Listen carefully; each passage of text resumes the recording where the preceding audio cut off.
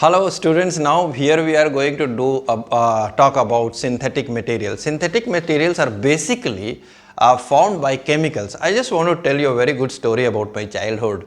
Like around 35 years back when I was in a school, my sister used to get me socks.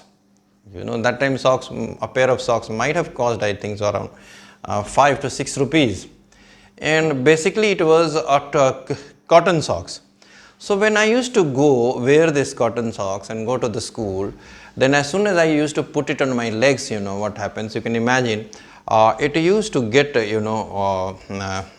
used to take the shape of my legs, get expanded.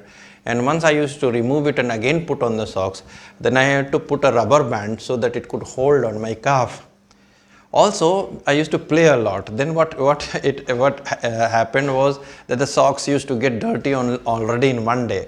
But then when I used to come back to go home, I used to get a lot of scolding, because cotton socks used to take a lot of time to get dried up. And and suppose next day if it is still wet and a little bit wet, I used to put on that socks and go, and you can imagine the discomfort all the time I had. And since it was expensive, I never used to get two pairs of socks. That time something was going on in New York and London. That is what created nylon. New York and London, it's an acronym. So what nylon is a very, very important synthetic fiber.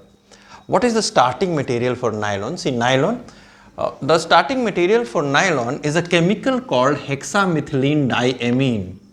See, hexa means 6, methylene means this group, diamine. Each of this NH2 is diamine. You just have to know this. Basically, the concept should go. You should not study half of things. You don't have to memorize, just go through that experience. I have put this molecule, or this molecule like a blue thing. It represents hexamethylene diamine, one unit of hexamethylene diamine. Then the adipic acid, here it is adipic acid. See, this group COOH in organic chemistry is acid. So this is adipic acid. So this actually, if you count, there are 6 carbon atoms in hexamethylene diamine. There are 6 carbon atoms in adipic acid.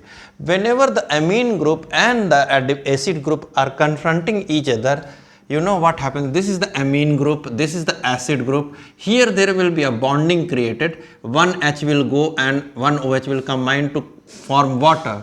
So water will be coming out. That is why we call it condensation, because the water molecule comes and these two units unite. These two units make one single unit, and this linkage is called amide. So condensation has taken place. So I have put the hexamethylene as the blue colored one molecule and the adipic acid as the red color. So one unit after condensation, this is a combination of both. So at one end there is amine, at the other end there is acid. Then again at one end there is amine, there on another end there is acid. At one end there is amine, another end there is acid. So such units are called condensation units. So that is formed. And these condensation units will together undergo polymerization. That means large, small and similar organic units, they will combine to make chains of very big chain and form polymer. So this is what is nylon polymer. The starting unit for nylon is hexamethylene diamine and adipic acid. First condensation takes place and then polymerization takes place. Therefore, see, recall in the first video I told polymerization, and I gave you example of ethene combining to form polythene. Ethene combining to form polythene. Same way, what happens? So we call nylon as a polyamide linkage, because amide linkage over here, then again this will form amide. So there will be polyamide linkage, amide. So many amide linkage. So it is polyamide linkage. Same way, if you go this side, then what happens? There is polyester.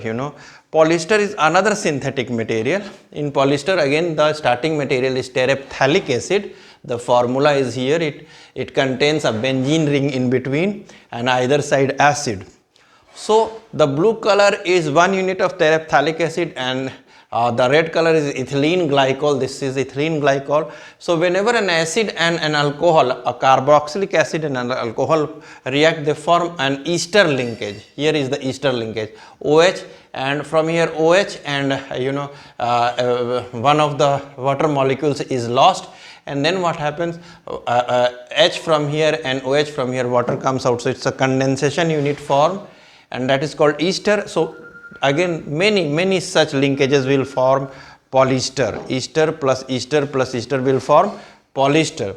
So this reaction is called polymerization reaction. Again same thing is happening. Firstly condensation taking place, ester is being formed, and then polymerization taking place.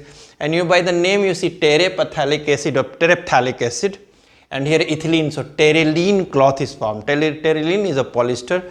So polyesters are also purely synthetic materials. They are cheap, they dry, they've got deep dry property. They dry up very fast. They are moth resistance.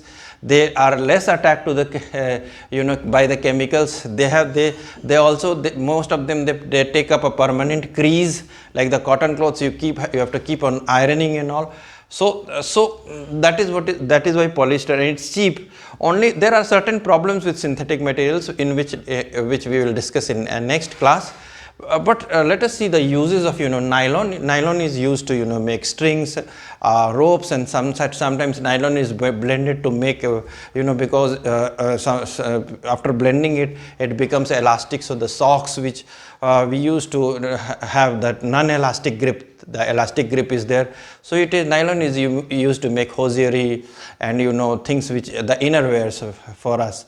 So that is why, see, again I told, and nylon is cheap also. Nowadays also a pair of socks, if it is non-branded, you can get in 10 rupees at the stations. And similarly, and then nylon ropes, they are very strong, high tensile strength rope. So they are used to make a lot of things. They are used to make ropes which will carry load. They are used in parachutes also, parachute making and all. And then polyester is clothing, good clothing you make. So that's all. In the next video we come up with more.